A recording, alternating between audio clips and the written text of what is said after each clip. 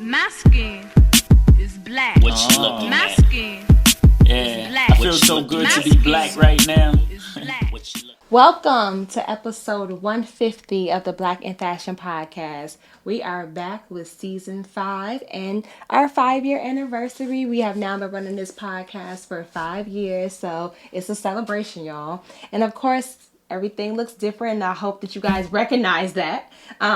We are going for a more elevated experience with the Black in Fashion podcast. We have some amazing guests this season and a very much so elevated experience. So to start, one thing is we have a new sponsor, and that is Michael Lavelle Wine, and we actually have Terrence here. He's one of the co-owners of Michael Lavelle Wine, and of course, we have the Michael Lavelle Wine on deck, and this is the Cheyenne Blanc. Am I saying that right? Chenin Blanc. Chenin Blanc. Okay, I need yes. to get my, what's it called? What's when you're a wine expert? Sommelier. A sommelier.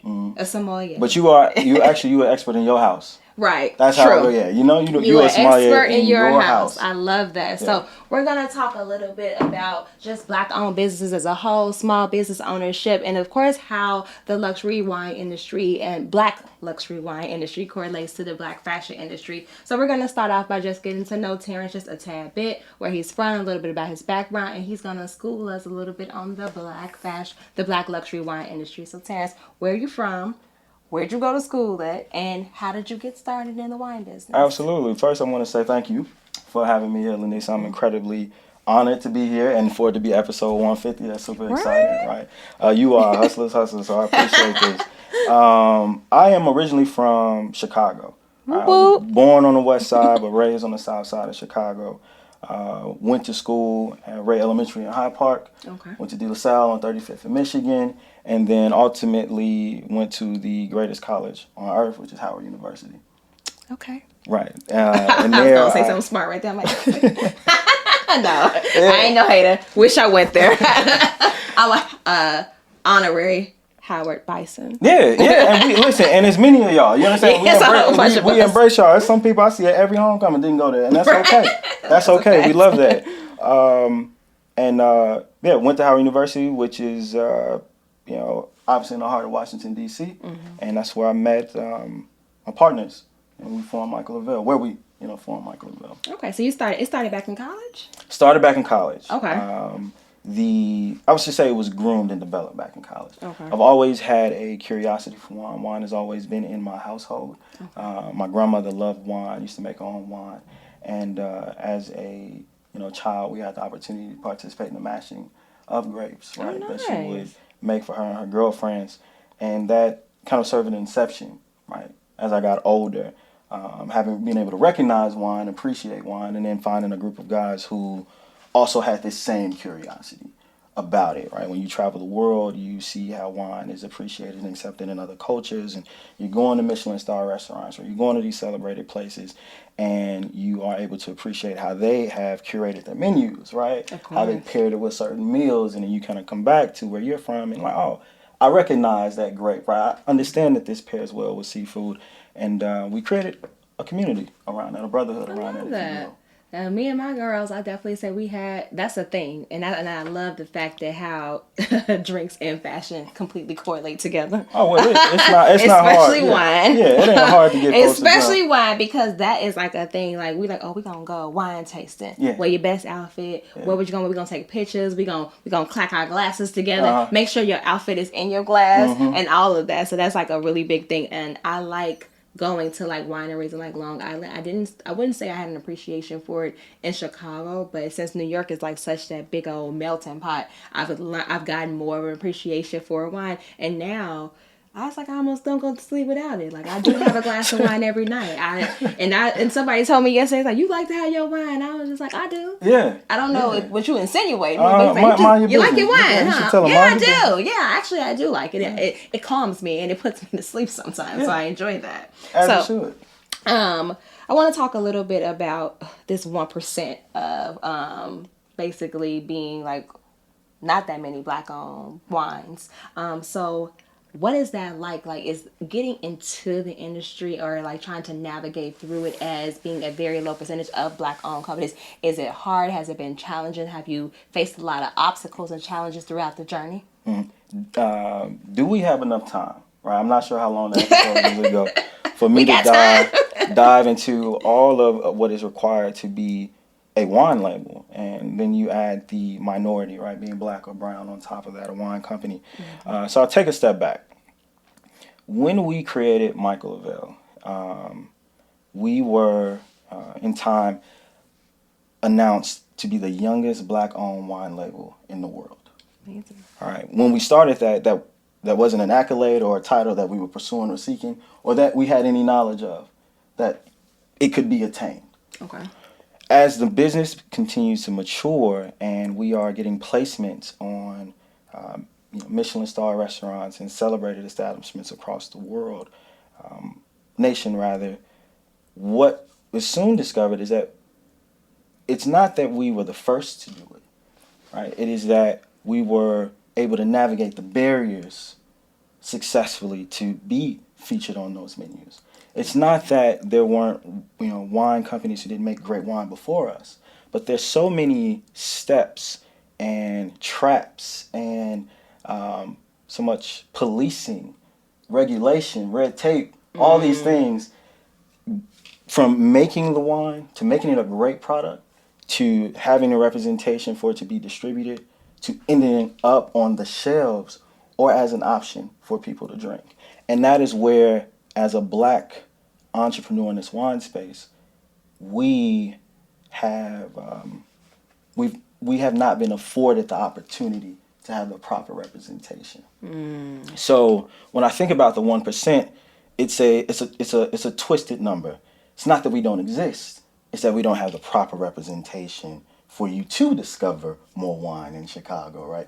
For you to discover more wine in the areas that you are. You're kind of forced to deal with the options that are available to you. And until you start doing more research and saying, hey, man, okay, I like the way this wine tastes. Or you frequent a restaurant and you see all these great Chenin Blancs.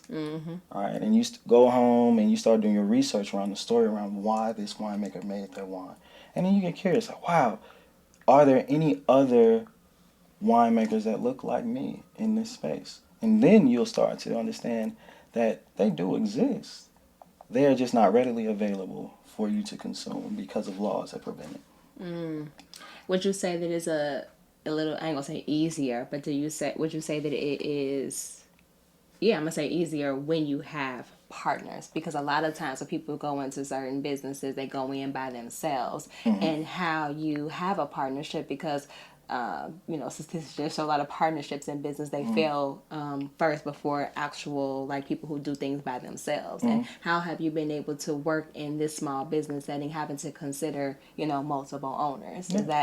Is that a good thing because it's like everybody kind of like does their part, or can it be challenging because it's just like everybody's opinion matters? So partnerships can be a little bit challenging, but they are worthwhile. I think anything worth having can be challenging, but you have to have a couple key things, which is communication and assignment of role and duty, and be able to reflect back on, hey, I know a year ago we said these were your responsibilities. Do they still align, right? Are we still moving towards the same goal, or would you be better suited someplace else? In this business in particular, partnerships are an absolute necessity because there's so many moving pieces that propel a business forward, from marketing to compliance to legal to operations to logistics to distribution. So many different stakeholders that help propel the business forward. That is almost essential that you have someone who has your back and you both believe in the goal, right? The bigger picture, right? For us, it is to be a premium award-winning wine company, lifestyle company rather, that also happens to make really damn good wine and is accepted and appreciated by all. And the fact that we are black-owned happens to just be an additional fact. Like that. Right? But we are appreciated for our craftsmanship and our unique approach to winemaking and perspective, right? Because it also reflects our cultural identity, right? It reflects our creative expression. And it's such a big mission that it's not one woman or one man's job. I hear that. You can't do it alone. I know that battle. So as a lifestyle brand, what other like products or services, like what makes Michael Lavelle a lifestyle brand? So Michael Lavelle is a lifestyle brand because in time we will begin to take a step back. It's a lifestyle brand because we know that you enjoy wine in multiple aspects of your life. Mm-hmm. You come home, snap your... I'm actually mimicking my wife. You come home, snap your bra, you reach in the refrigerator, you pour a glass of wine. That is exactly the chain. Right? The chain of events, absolutely. But then there's also those special moments where we talked about the celebration, right? Where you just got a promotion at work, right? You just got close a business deal, or just got married, or had a whatever the case may be. Or just pairs really good with my meals. Or just simply pairs really good with your meal. That's a part of life. Mm-hmm. So we always want you to understand that it doesn't just have to be a big celebration for you to enjoy wine. That is just a part of the fabric of everyday life. Now, when we take it a step further, Michael Lavelle will begin to enter different spaces, industries, where it becomes an ecosystem. Love that. Right? So you enjoy wine. You care about the aesthetic, right? So it obviously means you care about the design, which might mean that you care about your cookware, design of your cookware, or the furniture in your home, or the art on your walls, right? It's clear that you have an appreciation for good design. And so we can start to speak to that side of you as well, and creating that ecosystem. Definitely good design. And I like the use of the color tone. I like the simplicity of the packaging. Like Shout out to Aaron Code, right? Shout out to Aaron Code, our head of design, my partner at Howard University. He actually used to live in New York, Brooklyn. Mm-hmm. One of the reasons I'm out here, I went to Parsons School of Design and made that beautiful image. Yeah. See, and I'm an artist, so I appreciate this. But I am a professor at FIT. Parsons is the enemy. Yeah. They're not the enemy. My bad, AC. But that's what I mean by partnership too, though, right? Like there are, people who are incredibly talented, and if you all can have a mind meld, and not just have a mind meld, but execute and push an idea forward, you can create great things. Mm-hmm. I can't create that, right? But I can see the vision for it, and I can execute the vision for it, right? Mm-hmm. And that is where I think a good partnership, right? I have the business acumen to make this a thing that is alive and well and producing, and that's where the partnership comes together. Love that. So speaking of partnership, you recently have had a partnership and a collaboration with Hanifa. We love Hanifa. She's one of our favorite Black-owned luxury fashion brands, and I believe she is a DMV native as well. But yeah, tell us a little bit about how that collaboration went. I know she just released an amazing bridal line. If you have not seen it, you need to go and take a look at it. Yeah. It's flooded in my email, and I'm just like, oh, I'm single, but now I want to get married just because I want to wear one of these dresses. Yeah. So let's talk a little bit about that partnership with Hanifa. So that's a layered conversation. So I'll start with the most easiest thing. Okay. I love seeing my wife and Hanifa. Okay. Right. I love the pieces that she makes. I love how they drape her. That blue and green mesh dress. Come on, talk about it. Oh, I seen Tiff in it. Talk about it, right? Oh, I saw it. I was jealous. I was there. They ain't have it in my size. Hey, and I was there, So let's start with that's the genesis of it. Mm-hmm. One, who is this brand? Why do you love it so much? Mm-hmm. Then I, as an entrepreneur, I'm becoming more conscious, and when I'm in spaces on platforms like this, to make sure I elevate women identifying entrepreneurs. Mm-hmm. Because I think that the word entrepreneur typically gets associated with men. Generating money and wealth typically gets associated with men. We get you are? Right. It's a default thinking, right? And it's also something that I'm actively working to make sure I say I admire Hanifa, right? Like, I admire you. There are women who are successful in spaces that I don't have to be in, but I can admire your work ethic, and I learned something from you that I practice in my everyday thing. So that's step 2. 3, she has an incredible brand. And when I think about fashion and wine, they're parallels. It's an expression of creativity. For one, her as a designer, us as winemakers, right? We are taking our own personal experiences and putting into our work to create a product, right? There is the subjectivity of it. Everybody doesn't like this type of wine. Everybody doesn't like that type of dress, right? True. So you can, when we have certain conversations, we can relate. We can talk about the novelty of collecting pieces. She makes limited pieces. She does. Right? That She does. also increases the value. Wine in itself is finite. You can only produce so much wine before it is gone. That is why you have cellars. That's why you have people who are, who will save wine from decades ago, centuries ago. It's the same way it goes with anything that is well crafted. Fourthly, the audience is women. Of course. I'm still a businessman. All those good things before it, at the end of the day, her audience is affluent, expressive, individual minded, superior individual minded women who want quality, appreciate quality, and deserve it. Mm-hmm. And there's a cross there. Mm. So if you can afford Hanifa, not even just afford it, but if you can appreciate her vision, then you can also appreciate the craftsmanship of this wine and the people that she partners with. Mm-hmm. So when I look at that partnership, and I always give her the praise for that, I'm very honest with her about why I did it, mm-hmm. right? Because I know that you have a good eye for taste, mm-hmm. and you would not introduce, a brand or partner with a brand that you did not believe in. So it's almost like a badge of honor as well. Gotcha. See, I love that. And just to let you in a little secret. Now I don't even know if it's a secret, but you might not know. So the garment industry, not even industry, the garment district mm-hmm. in NYC or whatever, when I tell you every block is just loaded up with factories, fabrics, and stuff like that. But it's also the one thing that's loaded up on those blocks, and we're talking about literally from about 35th all the way down to about 40th. Mm-hmm. In between, let's say 6th and 8th. Yeah. Bars. Really? All these bars have happy hour because everybody who works in the fashion industry needs a glass of wine. Tell me more. Stressful. Tell me more.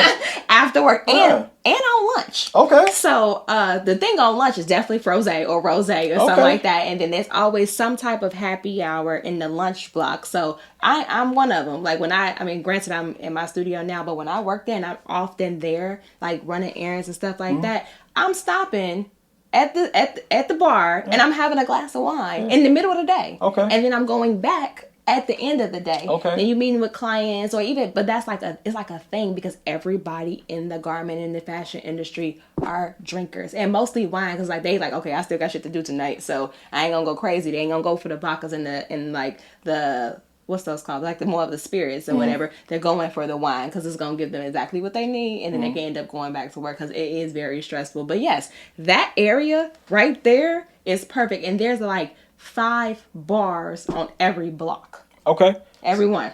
Sounds like we need to do a partnership. I need to find the community leaders of the garment district. Yeah, we have meetings. Okay, look. We have meetings. And we have Michael Lavelle, and we need to make that happen. And put them right in. And then there's a bar called Stitch, which is very, very popular. Yeah. Hence the name. And there's another one called Houndstooth. Thank you for that. Which is like a fabrication pattern thing or whatever. Okay. But those are the wine spots. I know Houndstooth. Yeah. I got a code. That's you got a code. Yeah, don't do that to me. I know what's going on. But we could talk about that. When the mics are not hot, because sounds like someplace we need to be. Absolutely. So, where do you see yourself in the next 5 years? That's a great question. Yeah. And this is a question I probably ask myself every morning. Yeah, where do you see yourself in the next 5 years, and what are your long-term goals for Michael Lavelle? Like, if you could have it anywhere in the world, where you want it? Okay. So this is twofold. Mm-hmm. I think of myself as an entrepreneur, and that I can see the opportunities and resources that other entrepreneurs need to excel. And so 5 years from now, I would like to be in a capacity where I'm teaching other entrepreneurs. Okay. I am providing resources for wellness, not just the acquisition of funds, but there's a psychology and other side of that I don't think is really addressed, especially to our community. Right? Okay. We tend to put earning of money as a Band-Aid over certain things in our life. Right? Entrepreneurs is a Band-Aid for certain things in our life. Okay. And I want to will be recognized as someone who sees that and is providing resources to millions of people who need that, to be spoken to in that way, right? Mm-hmm. Who need outlets, who need tools, whether that's a form of of therapy, whether it's a form of organization or optimization, right? Am I getting to where I need to go? Do I have the tools to do that? And it's someone who is recognized as providing that for folks. Gotcha. As far as Michael Lavelle, it is my goal that Michael Lavelle continues to ascend within the world of wine, but also becomes a household name that is appreciated for how we, what we're doing, the strides we're making, and is appreciated not just in the U.S. but globally as well. And we're there, right? We've got 7 or 8 more moves, Okay. right, before we get there, and we stay there. Okay. Because it's not about going too fast, right? It is about doing it on our time and building a legacy. And that, the same way, your father or mother used to drink Hennessy, and you're like, this has been here for years. Like, I never heard of it. My mama used to drink country quencher. You see what I mean? I've never even heard of that. That's Boone's Farm. See, you see what I'm saying? But It's a wine cooler. I've never heard, but she's probably still drinking it. You know what I mean? And that is kind of the not even kind of what we desire. That it's not that you heard about us and there's a flash. We celebrate every win. Right? This is year 3 of our business, going on year 4, and it is a grind. It's a hustle, and so 5 years from now, we will be distributed globally. We will be in a partnership with a larger conglomerate that understands and appreciates the value of Michael Lavelle, right? Where we are able to not just make California-style wines, but we have made wines, champagne from the Champagne region. We have sourced wine from Australia, Argentina, because I love a deep red, right? So can I get a Malbec from Chile, right? We will have crossed the ocean, if you will, and all things from the wine that we make to where you can discover us on menus. And we will be a multi-million-dollar business. I love that. So I am a seafood girl. Okay. What is your recommendation for, I'm going to just say it all, because some nights I have lobster, sometimes I got salmon, sometimes I got a Brazino waiting for me. Well, I ain't going to cook it till tomorrow, but it's marinating right now. What is the best one to pair with seafood? So you want something that's going to balance the acidity of your seafood, right? And you like jerk? Jerk? Yeah. Oh, yeah. You jerk everything, huh? You from the crib. I'm about to jerk that Brazino. Yeah, see? we jerk that eggs. Brazino's getting jerked for sure. Jerk, we jerk everything at home. You want something to balance the acidity and to pair well with it. Rosé would be absolutely amazing, as well as a Chenin Blanc. Anything in white space, a lighter wine would do extremely well with the seafood. With your seafood, right? Because there's citrus notes in seafood. Think of it as a balancing act. Okay. Right? You want things to be enhanced, not overshadowed or overpowered.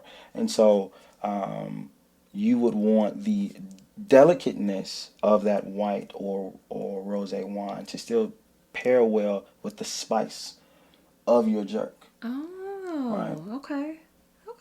You don't want it to overpower. And then you think about... what about jerk and lamb chop? So lamb is interesting, right? Because, it's a heavier meat, but it still applies, right? In that same space, right? But if you jerk a lamb chop, depending on how you cook it, like if it's roasted, then I would go a red. Okay. Right? You fry, you get what I mean? Like if the more charred it is, right? I would then go a red wine, think steak, think any type of beef. You want to enhance that experience as well. So go lean towards a red in that area. Okay. All right.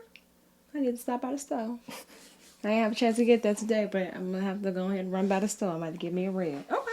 Good to know.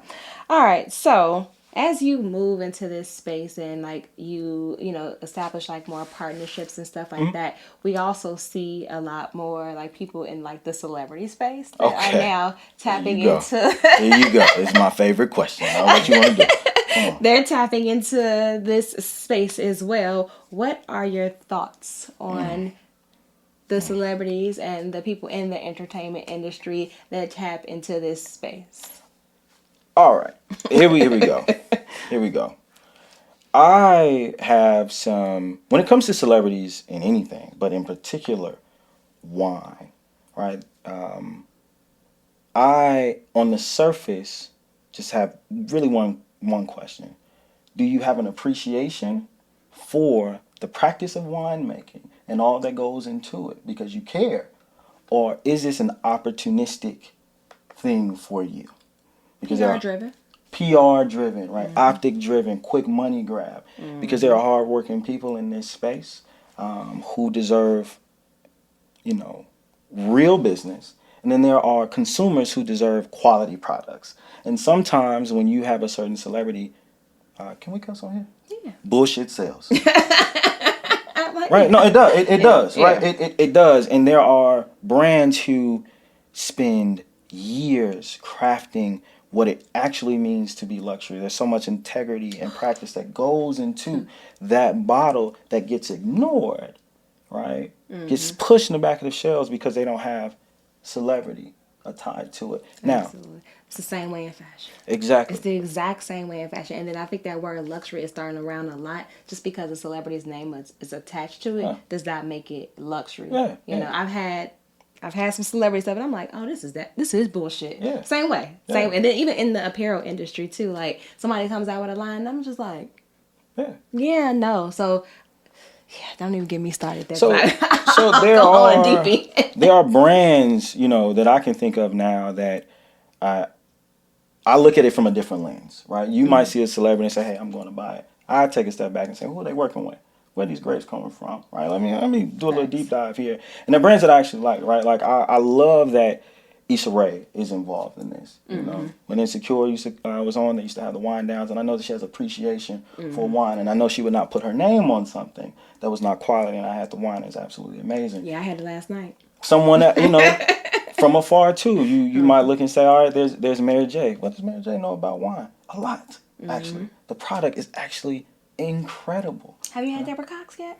I have had, and so that was literally the next name. Deborah Cox has been in the wine space for at least, I want to say 15 years. Really? It's a personal passion of hers, right? And got the opportunity to taste her wine at Happy Court. Shout out Happy Court. Shout out Happy Court. Right? Conduit and lighthouse for all things black owned in the wine space and the cannabis space as well.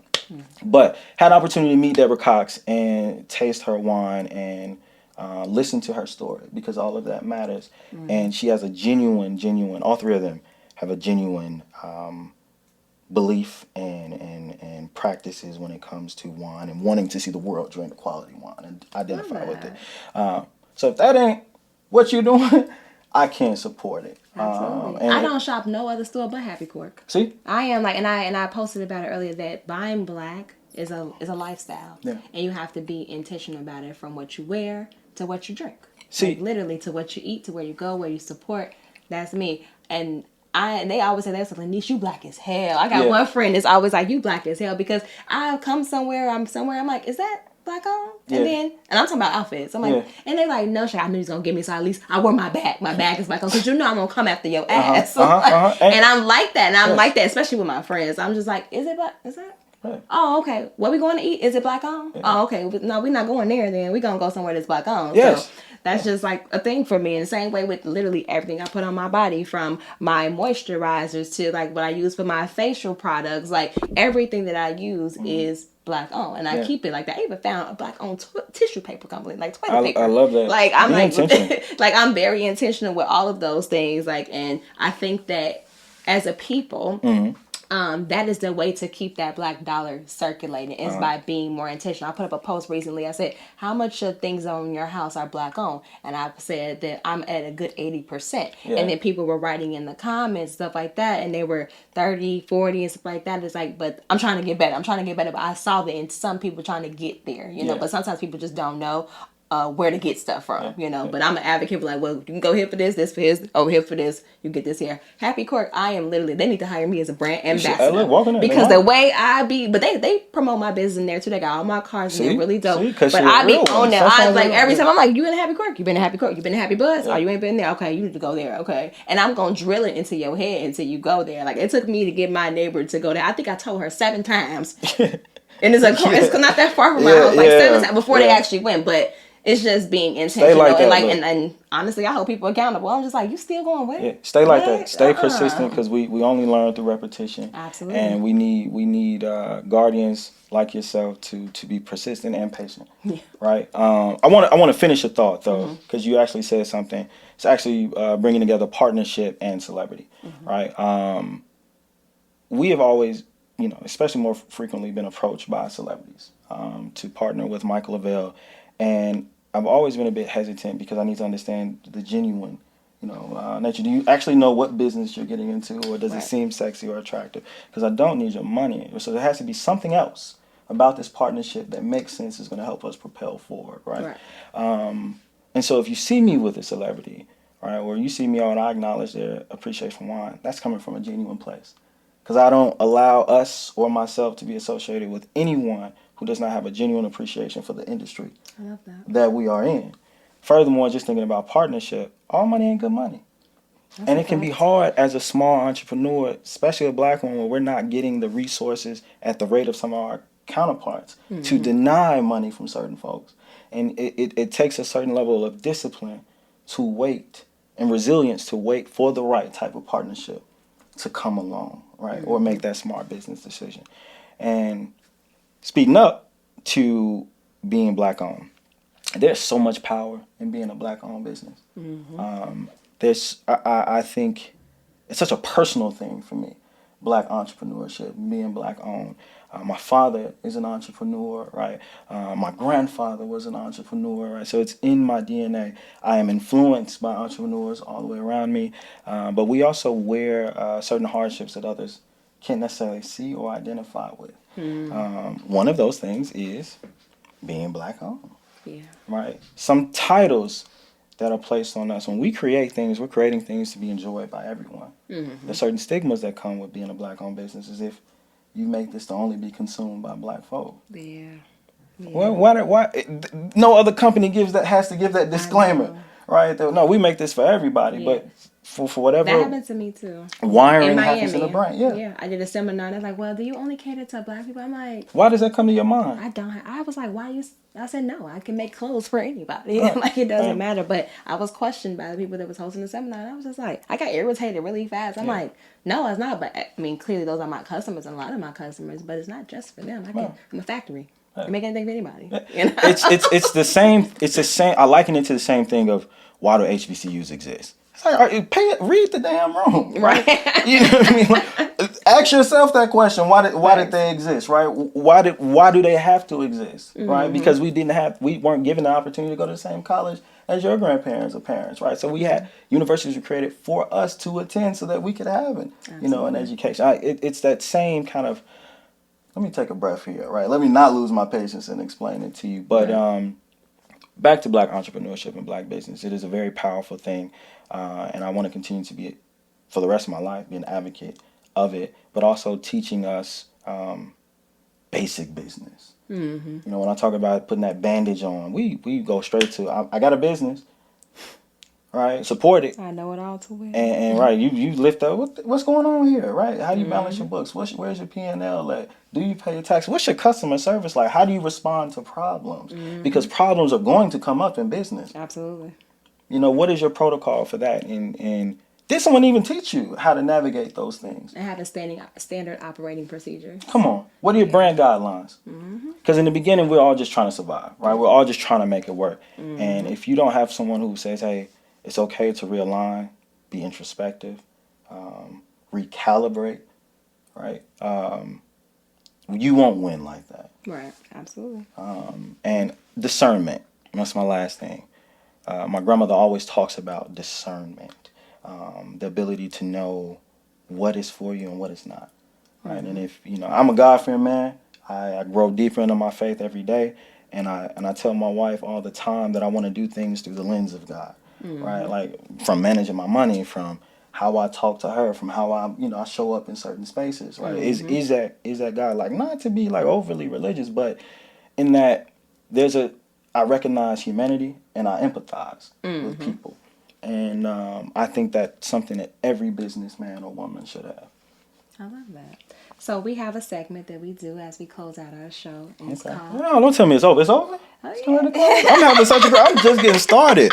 I feel like I just walked through the door. Like, why? Please don't tell me we stopping. Now Okay? I'll come back. people's intention spans. Yeah, nah, it ain't that long. It's so not you at all. got when it comes to podcasts, you got to keep everybody it's between that 30. I know some people be watching a 2-hour podcast.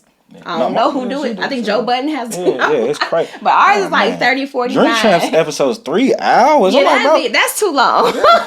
How do y'all? I'm surprised you two let y'all upload this. This is crazy. 3 hours is nuts. I don't know how YouTube does that. But just to get a 45-minute video up on YouTube take about 3 hours. I couldn't imagine putting no 3-hour one up there. And I got my computer brand new, and I be on good Wi-Fi, and it still take a long time. So I don't know. But the segment is called "It's a Muse." So I want you to share something with and it could be a prayer, it could be a mantra, it could be an affirmation, it could be a ritual, something that continues to inspire you and keeps you going that you like to share with another creative and a person that's pursuing entrepreneurship. Okay. 2 things come to mind, right? One, I have a very close relationship with my grandmother, and and whenever I call her with something, she always tells me to quote Proverbs 3:5-7, I believe, right? And it's basically in all thy ways acknowledge him, right? So no matter what's going on, you're right, you stressed, you pissed off, somebody did you dirty, in all thy ways acknowledge him. Before you react, take some time, and your next action should be that is godly, right? And it just calms me, right? It calms me because no matter who you are, we all have ego, right? We all want to retaliate to certain things.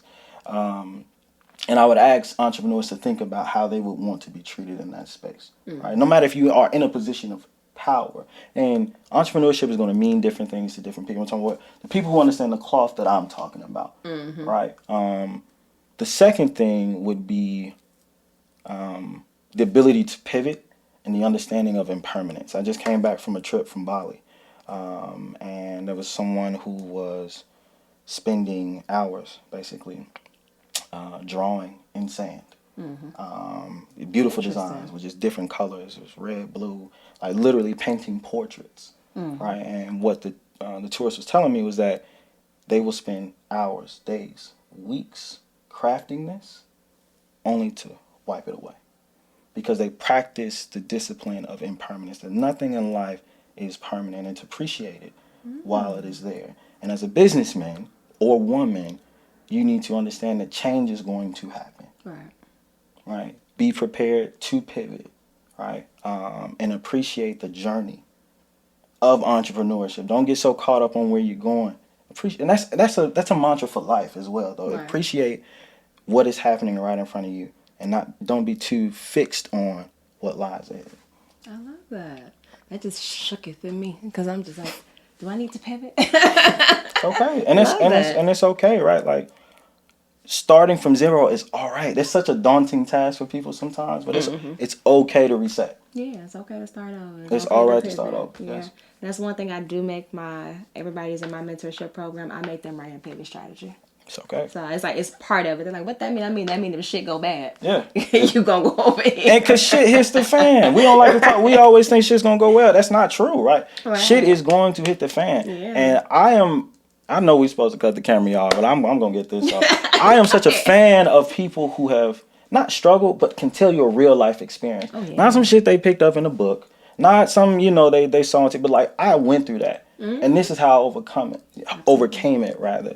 I'm such a fan. Like, I'm always listening to that's me. I tell people, I started, and when I was in my prime, which is like 2020, I had 12 employees. 2021, I had to cut the deck. See? And it's hard. And then in 2022, I had to cut the deck again. Yeah. And I'm just like, and I also realized the people that I had and the team that I had wasn't for me. I had to fire everybody and start over. And that means it was me in that studio trying to handle 100-something plus clients by myself until I was ready to like really take my time and hire people. I kept some people on way too long. They shouldn't have been there. And it fucked up money. It fucked up payroll. It messed me up so bad. It had clients being mad. It had clients wanting to sue. Some of them which did. Like, a lot of crazy shit because of me not making the right decision. So, I know all about being like, oh no, I had to definitely pivot, change some things around, spend some nights crying and be like, you know what, you got to make some decisions. But you're better for it. But you're better for it. You're a better businesswoman for it. You had to learn. You had to go through it. Right? People don't know sacrifice until you haven't paid yourself for 3 years, but you're paying other people. Oh yeah.